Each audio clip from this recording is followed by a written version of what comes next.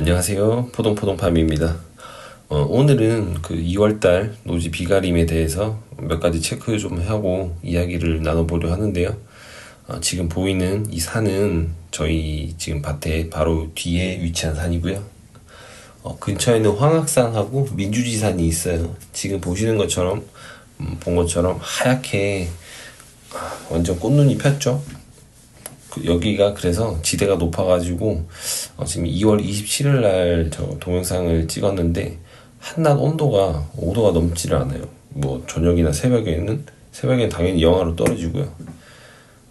그래서 이 온도에 대해서 몇 가지 이야기를 나눠보고 그리고 많은 분들이 걱정하시고 또 올해는 유난히 말이 많은 그 일비현상 바로 그 나무 절단면에서 수액이 흐르는 거죠. 지금 일단 일비현상에 대해서 말씀을 드리자면 일비현상은 단지 기온이 높다고 해서 발생되는 건 아니죠. 기온이 높되 토양의 수분도 어느 정도 있어야 돼요. 물론 기온이 높아졌으면 모든 조건이 따라오겠죠. 뭐 지온도 따라 올라오고 토양도 어느 정도 풀리면서 수분량이 많아질 거고. 하지만 올해는 이상하리만치 강수량이 많았어요. 강수량이 너무 많았고, 그리고 2월 한 주 정도가 기온이 너무 높은 날이 지속이 됐었어요. 한 주 정도. 그래서 기온도 높고 지온도 거기에 따라 올라갔고, 근데 거기다가 비도 많이 왔고, 그러니까 나무들이 이제 내가 깨어날 때가 됐구나 해서 이제 그 절단면에서 수액이 흐르는 거죠. 하지만 뭐 크게 걱정은 안 하셔도 돼요. 왜냐면 어차피 그 한 주가 지나가고 나서 다시 온도는 낮아졌고 평년 기온을 찾아왔죠. 그렇기 때문에 뭐 지금 일비현상이나 이런 거에 대해서는 걱정을 안 하셔도 돼요. 하지만 그 일비현상이 있었다고 해서 이제 시작을 해야겠다 이렇게 생각을 하시고 눈에다가 메리트첨을 바른다든지 아니면 영양제를 뭐 관주를 한다든지 이렇게 해서 빨리 눈을 트게 하려고 하시는 분들이 계시면 이건 조금 위험하다고 저는 말씀을 드리고 싶어요. 왜냐면 빠른 건 좋죠. 수확 시기가 빠르니까. 하지만 우리나라에는 3월과 4월에 있죠. 3월과 4월에 그런 데도 있고 안 그런 데도 있지만 설이 맞는 곳이 굉장히 많아요. 그래서 우리나라에는 그 시기쯤에 냉해 피해도 많고 그것 때문에 말들이 많죠. 자, 근데 그 냉해 피해가 있으면 안 좋을 수밖에 없어요. 냉해 피해를 입었다고 해서 그 포도를 다 잘라내시는 분들은 거의 없어요. 냉해 피해가 있어서 꽃더리를 했거나 뭐 화재 현상이 있는데 그래도 그걸 키워서 저품질 샤인으로 시장에 유통이 되니까요. 그렇게 되면 뭐 저품질의 샤인들이 올해마저도 또 시장에 활개를 치게 된다면 소비자들에게 외면 받을 수밖에 없을 것 같아요. 그래서 이렇게는 하지 않으셔도 되고 어차피 평년 기온을 다시 찾아왔으니 굳이 급하게 하지 않으셔도 된다라고 꼭 말씀을 드리고 싶어요. 지금 눈이 터지지 않은 상태에서는 나무 수액이 흘렸다고 해서 뭐 그렇게 나무에 피해가 가거나 문제가 생기는 경우는 없어요. 그냥 평년 기온을 찾아왔고 저는 날씨가 따뜻해지길래 그냥 바로 측창을 다 열어놨어요. 그냥 차라리 따뜻한 것보다는 추운 게 낫다. 제 생각은 그랬고요. 저는 오히려 순이 늦게 터지는 걸 바라기 때문에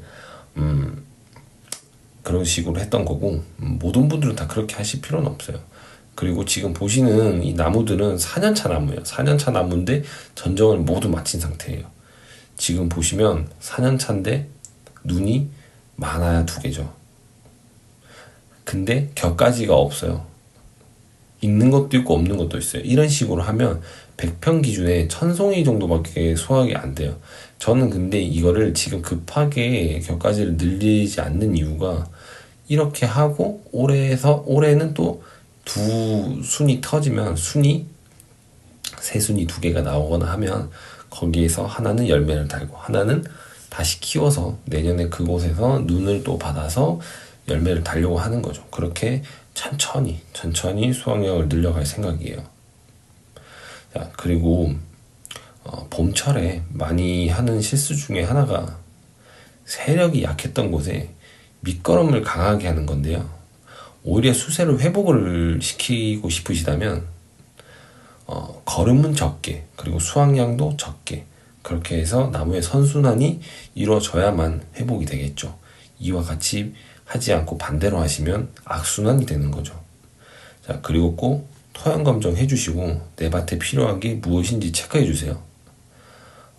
저도 이제는 뭐 제가 농사를 하면서 지으면서 이게 맞다 아니다 이렇게 하셔야 된다 이런 부분에 대해서는 좀 말을 많이 아끼려고 해요. 그냥 제가 젊은 나이에 시골로 들어와서 생활하면서 겪는 이야기들이나 뭐 농촌 이야기 또는 청년들 이제 창업농들 많죠. 저도 청년 창업농이긴 한데 그런 분들이 겪는 고충이나 뭐 이런 또 재미난 일들 뭐 이런 거에 대해서 그냥 조금 더 얘기를 하고 싶어요.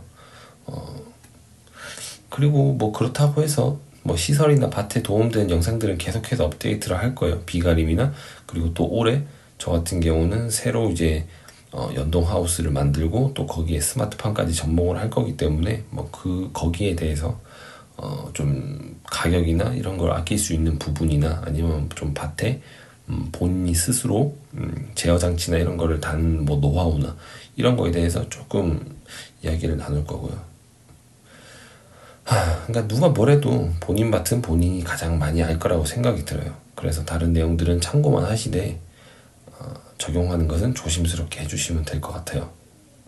굳이 하지 않아도 될 일을 해놓고 쉼없이 일을 했다고 만족하지 마시고요. 그럼 올해도 건강하고 즐겁게 농촌 라이프 즐기시길 바라겠습니다. 감사합니다.